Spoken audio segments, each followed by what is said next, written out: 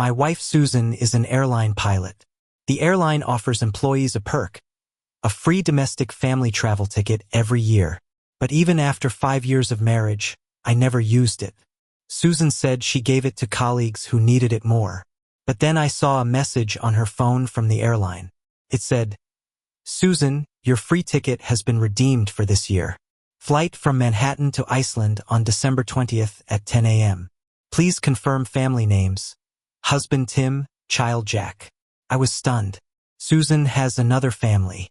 The promise we made to grow old together ended in our 5th year of marriage. I called Emily and said, "Emily, I'm ready to join your research project. See you in a week." Later, Susan flew around the world, but never saw me again. "Wife, what time are you coming home? Our son and I are waiting for you to have dinner. It's our son's 3rd birthday today. Don't forget to buy him a gift." I looked at Susan's phone, left behind at home. The screen flickered with messages popping up, while I felt ice cold inside. Manhattan, one of Susan's regular flight destinations.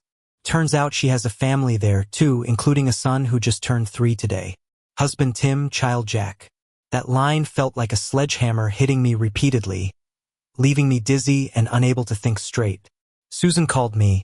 "Honey, I left my phone at home. I'm at the airport now and leaving for Manhattan in an hour. Can you bring it to me? Anyone call me?" I clenched my fist and said, No calls. Your phone seems to be dead." She sounded relieved. "Okay. Please turn it off to save battery." Then, "Sorry for the trouble of bringing it here."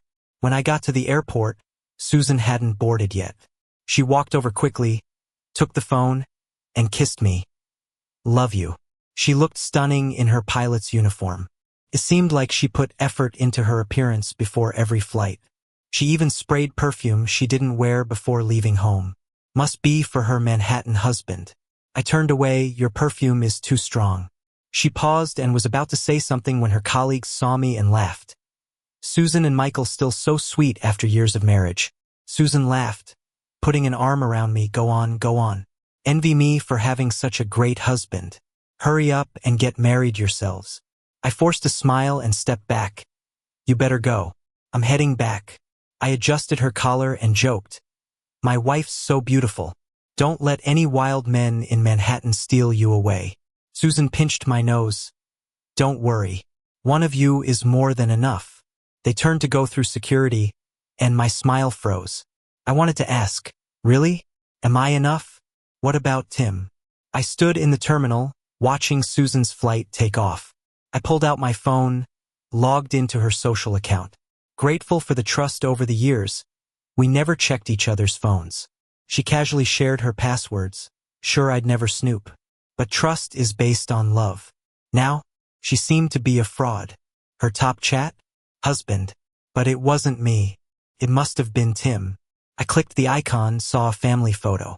Susan with a charming man holding a boy. His features mirrored hers. Shortly after marriage, I wanted a kid. How did Susan respond? "Having a baby will ruin my figure. Wouldn't you hate to see me hurt? Let's not have kids. I want all your love." Sounded sweet then. Now I see it was poison wrapped in sugar. She didn't want a child. She didn't want my child. Her chats with Tim overflowed with affection. "Honey, home Wednesday night at 10. I want our usual soup."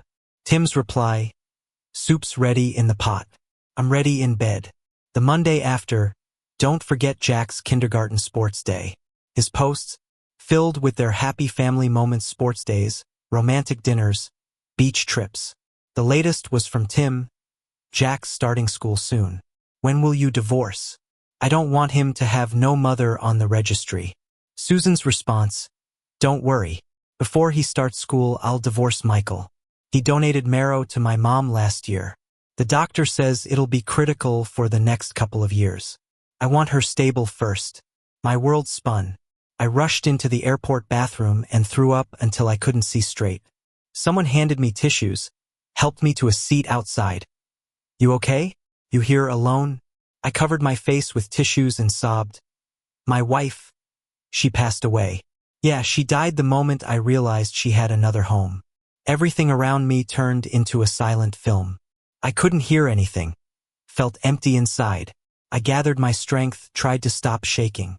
I saved Tim's profile photo from their social platform, stored their chat history, and logged out of Susan's account. I sat in the airport, drained, unable to stand. I couldn't fathom how someone who kissed me, said she loved me every day, could have this hidden life. To everyone else, Susan was devoted, loving. But she was also something else. Behind my back. Based on their son's age, they've been together at least 4 years. Meaning she cheated not long after we wed. Susan and I met on a plane. The moment she stepped out of the cockpit, it felt like a scene from a romantic drama. We fell in love at first sight and got married in a flash, surprising everyone with how fast it happened. Many people didn't think we'd last and thought we were too impulsive. But we proved them wrong, living happily for 5 years as if we were still in the honeymoon phase every day. Last year, Susan's mom got diagnosed with leukemia and needed a bone marrow transplant. All our relatives and friends did the compatibility tests, and it turned out only my bone marrow was a match. Susan cried like a baby, kneeling in front of me. "Michael, please save my mom. I love Susan and would do anything for her." So I was ready and donated the marrow to her mom. However, due to health reasons, the doctor said my immune system would be weaker than normal after the donation. When I woke up from the surgery, Susan had just gotten off a plane and rushed to the hospital. She held my hand in tears, her face pressed to my palm, swearing, "Michael, marrying you is the luckiest thing I've ever done. I swear, I'll always be good to you. I'll never let you down." Now it seems, the truth behind that deeply emotional scene was that she had just gotten out of Tim's bed and flown back to be with her so-called husband. She hasn't chosen to divorce me yet because I still have value since her mom's illness might relapse anytime. They need a convenient and safe bone marrow bank nearby. I don't know how I made it back home, just sat there blankly in our home, till my phone rang, breaking the silence. It was Susan, sounding so sweet and soft from 1,000 miles away. "Honey, I'm in Manhattan now. Go to bed early and have a glass of warm milk." Then I hear a child's voice next to her, "Mommy," and a gentle man's voice soothing, "Honey, come to Daddy." I gripped the phone and casually asked, "Why'd a kid call you Mom?" She laughed indulgently. "Just got to the hotel. Checking in. It's the kid of some other guest." "Okay, I'm checking in now, night-night. Love you." After hanging up, my heart was yanked painfully from my chest. How happy Susan must be on the other side of the country. A blissful family of 3. I once dreamed we'd have a child, with Susan's big eyes and high nose, calling us Mom and Dad holding our hands. Now I've got nothing but myself. I added Tim with a different account, opened his moments. Tonight's update: a happy family of 3. 9 photos of Susan with him and their child, birthday cake, pretty gifts, a warm family life, enviable to see. Below his post, lots of people liked it. I stared at the avatars and froze. Several of Susan's co-workers were among them, including one who told me today at the airport that Susan loved me. So, everyone knew she had another family, and I was the only one kept in the dark. I felt like such a joke. How did they watch me so foolishly kept in the dark by Susan, living like an idiot in a lie? I threw my phone hard on the ground. Why did my heart still ache for a woman like that?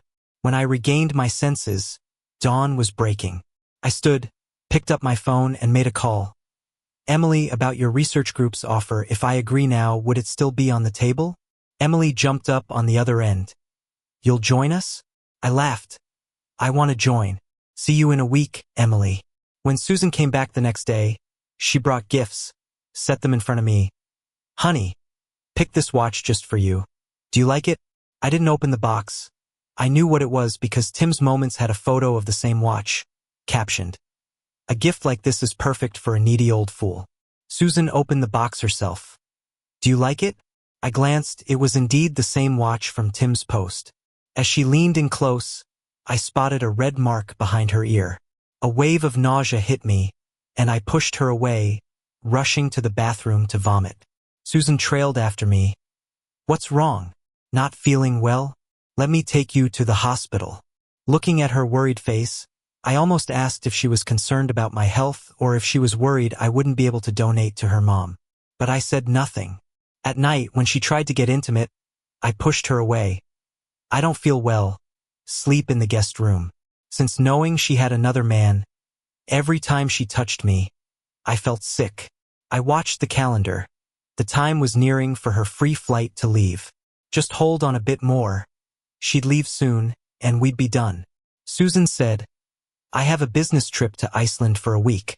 You're not feeling well, maybe I should stay. I looked at her and said, it's just a stomach issue. Meds will do. Go, make sure to bring me back something nice.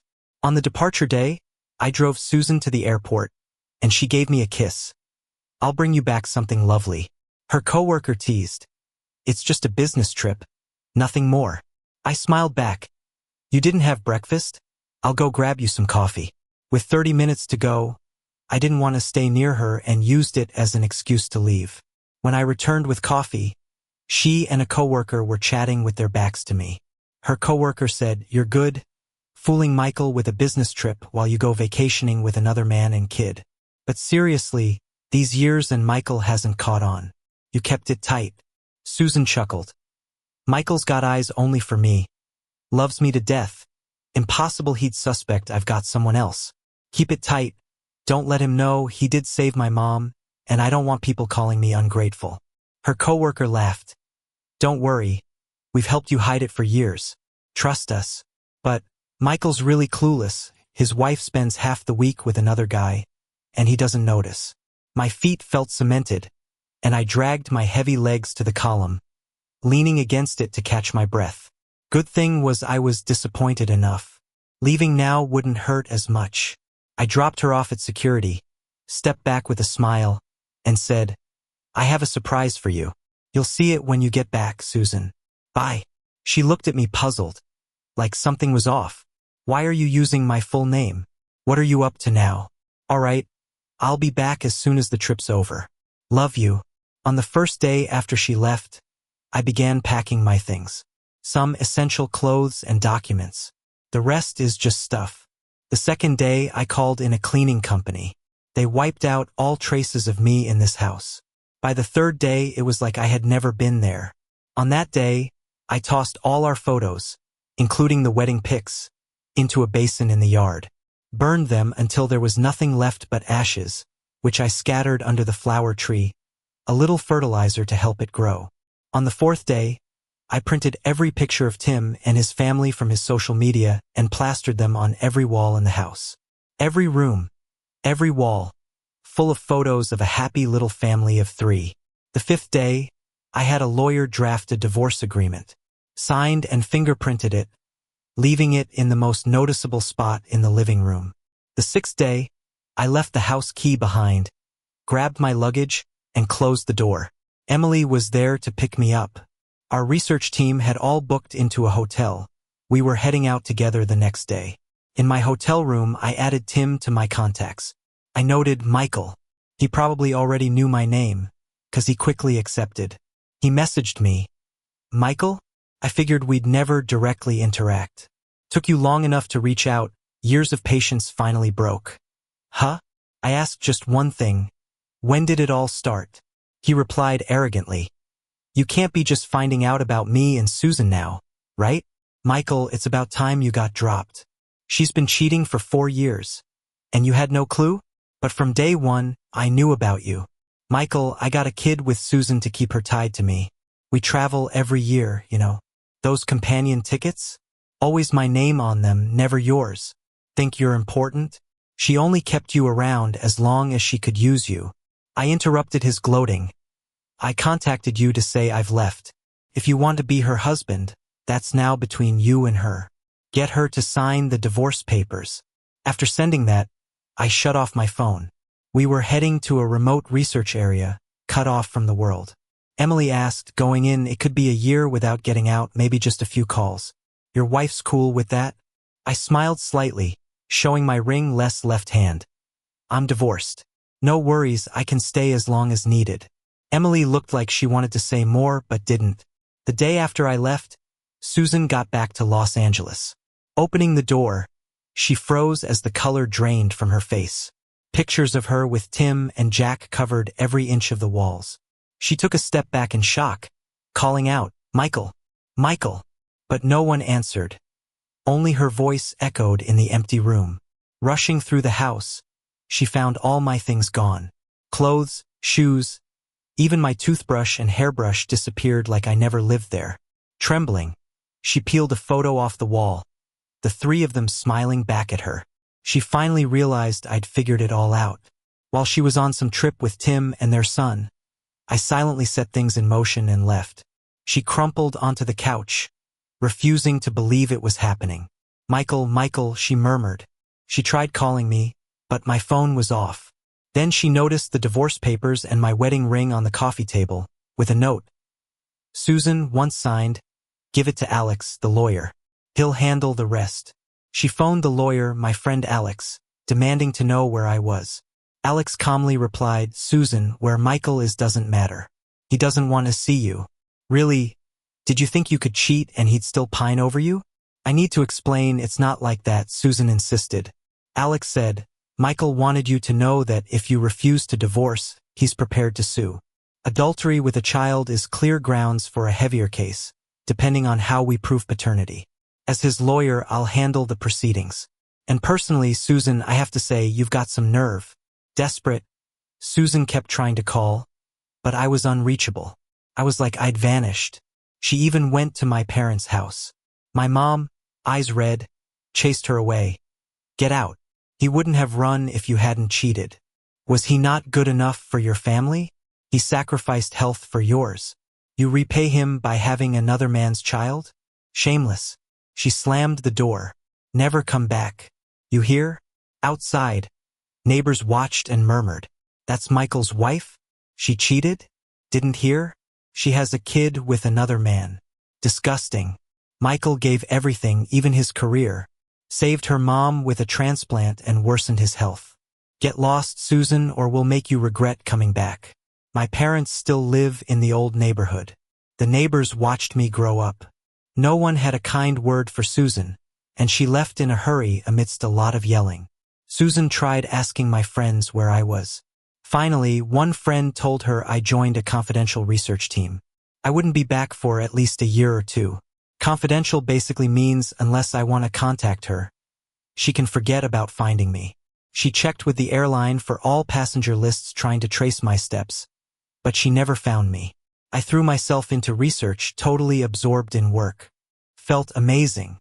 Even Emily was worried about how hard I worked. She said, "You don't have to work so hard, even if you're getting divorced. We've got a vacation once a year. You can go explore or visit your parents. They haven't seen you in a year and must be worried. Go home for a visit." I got back to the outside world, and when I turned my phone on where there was signal, I was flooded with missed calls and messages. Almost all were from Susan. She couldn't reach me by phone, so she sent frantic messages. "Michael, I'm sorry. Can you give me a chance to explain? I really love you. I messed up. Can you forgive me? I was drunk. I didn't cheat on purpose.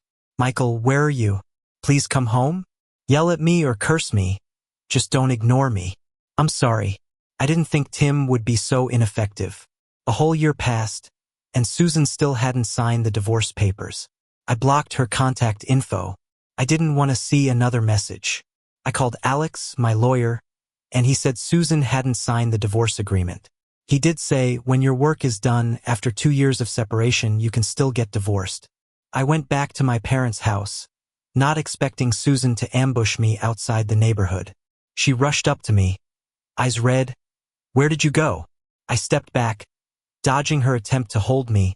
"Susan, where I went isn't your concern anymore." She insisted, "You're my husband.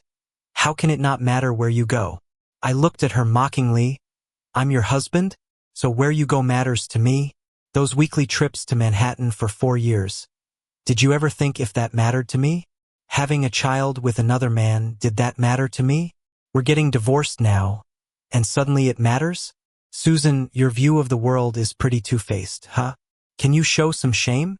She looked unsure and said, "I was wrong. Can you forgive me?" I almost laughed in disbelief. "Susan, you still haven't figured it out. I didn't charge you with bigamy because I find you disgusting. I don't even want to look at you twice, nor do I want more entanglement. So you better sign the divorce papers quickly, otherwise we'll meet in court, and it won't be simple then. Susan grabbed me tight. No, I won't divorce. You have no idea how I searched for you all year. I'm going crazy. You know how much I care, Michael. No one else can replace you. I made a mistake. Don't leave me. Forgive me, I beg you. It was a moment of madness with him. Think about our past. You still love me, right? I spent this entire year thinking about you, regretting. I was wrong before. You once said you'd never leave me, always love me. You know how much I love you? With them, it's only duty, no love. I shook her hand off. So, what are you saying? We don't divorce? You carry on with flags at home and colors flying outside? What about your son? Don't want him? She murmured. I swear I'll cut ties with them. I promise not seeing them unless you allow it. Give me another chance. A bag hit her from behind. Susan, what are you saying? Dumping us? You expect me to raise the kid alone? You promised to divorce Michael and marry me. Changing your mind now? Susan didn't expect him with their son Jack to show up. Jack clung to her leg. Mom, are you leaving me and Dad? Why don't you want Jack? Didn't you say you love me and Dad most? Promised to marry Dad? And I'd carry the rings? Susan tried pushing him away gently. Jack, go with Daddy. Mommy will explain. I chuckled at the drama unfolding. Susan, you're disgusting. Never seen someone more shameless. She grabbed me tightly, shaking her head. Michael, I told him I'm breaking up. I won't divorce, won't sign. Hit me, curse me, I won't. Tim yelled. Michael, don't be fooled. She won't divorce because her mom's leukemia came back. She needs your bone marrow. Susan went quiet at his words, looking like death itself. I sneered. Susan, is that right? You won't divorce because you want another transplant? I took a step back. But guess what, Susan? I'm sick. This time, I'm not going through that agony for you again. So no more transplants. Susan was livid, yelling, sick? What kind of sick? We've been apart a year. How'd you get sick? Hiding something? Michael, where's your shame? I smiled. Isn't it fair? You had a kid with someone else. I found peace and success. Undisturbed. You felt no shame cheating. Now I should be ashamed? It's my choice, nothing related to you. She lunged, grabbing tight. No matter. I forgive you, let's start again. I love you, no more meeting Tim. I shoved her away. Susan, where's your limit? Your dignity? Are you more shameless, more lowly? No one touches my body.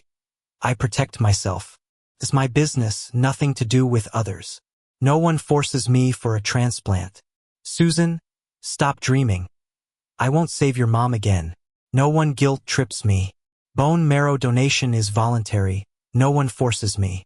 Susan, listen, I don't want to. With that, I shrugged her off and walked away, not looking back, into the neighborhood. She didn't catch up because she and Tim were fighting. She slapped him so hard that he fell to the ground. Then she pulled him up. Why are you here? Why did you tell him about my mom's illness? If anything happens to her, I won't let you off. Tim looked at her like she was a stranger. He probably didn't expect that the woman he sweet-talked every day for years would suddenly turn on him, giving him a murderous look. Do you know how hard it is to find a matching bone marrow donor? Michael was the perfect match for my mom, and because of what you said, that chance is gone. Tim, get out of here. Go as far away as possible. Tim clung to Jack, crying his heart out. Susan, I've waited for you for so many years, and you're this heartless? Are you even human? Do you want your son to be an illegitimate child? Michael has a kid with someone else. He won't help your dad anymore, no matter how much you beg him. In your eyes, your dad is always number one, right? But what about me? Your dad is going to pass away anyway. Why are you begging Michael for this? From a distance, I watched them argue and fight. I smiled faintly, clutching my wrist. I wasn't sick and I didn't have a lover. I just used a lie to shatter Susan's hope. She's exploited me again and again, and this time, I'm making her experience what it's like to have her plans backfire. The next day, before dawn, I left my parents' house and returned to my research team up in the mountains. I knew if I stayed any longer, Susan would never stop pestering me. My appearance gave her hope, and my departure crushed it to pieces. That's the only way she'd understand despair. A year later, when I'd finished my research project and returned to Los Angeles, Alex, the lawyer, came to see me. He said Susan's mother had passed away due to a relapse of leukemia, not finding a suitable donor in time. Susan was devastated and couldn't find me. She watched her mom's chance slip away completely. The truth is, during the first bone marrow transplant, the doctor already said her mom could only handle one transplant. If it relapsed, another transplant would be unnecessary. But that I would never tell her. I want her to live with that guilt, a conscience forever uneasy. She sank into deep regret, thinking that if she hadn't cheated, I wouldn't have left. If I hadn't left, her mom would have had another chance at transplant and lived. She blamed herself for everything, losing the opportunity for her mom to survive. This thought almost drove her insane. Susan finally signed the divorce papers but didn't marry Tim. She hated him, believing that because he revealed the truth, I left her forever. Tim was on the brink. He took the kid to Susan's airline company to make a scene. When I met her, I didn't know she was married. She lied and said she wasn't. She deceived me, always saying she would divorce and marry me. But now she avoids me, won't marry me, and refuses to pay child support. If you don't sort this out, I'll stream it online and see how the public reacts to your airline. Susan was called to the office, saw Tim and the kid, and her eyes reddened. What are you doing here? Haven't you done enough damage? After hearing what Tim had to say from the leader, she was livid. I lied to you? You seduced me the first time we met. I was wearing a wedding ring. You claim you didn't know I was married? Their argument turned into a huge scene at the office, exposing Susan's affair and the child to everyone. Many colleagues thought Susan was a devoted wife, but now the truth was she cheated a year into marriage and even had a kid. The uproar caused by Tim left a bad impression on the company. Paired with her unstable emotions following her father's death, she nearly caused an incident during a flight due to her distraction. The airline suspended all her duties, placing her on leave. This decision practically destroyed her career. She locked herself away at home, refusing to go out. Tim took the kid and blocked the door. Susan's eyes reddened. What more do you want? Tim, isn't ruining me enough? I lost my job, my dad died because of you, what's left? Tim pushed the son towards her. Susan, this is your son. You're refusing marriage and child support, so take care of him yourself. Susan pushed the kid away, disgusted. Just because you say he's my son doesn't make it true. We never married. I have no obligation to take care of him. Jack got scared being pushed back and forth, crying loudly. Neighbors gathered to watch. Susan's face turned red. Tim, you wrecked my life. We can never be together. I won't marry you. Give it up. You say this kid is mine, but you can be my lover. How do I know you won't be someone else's? I won't take this child.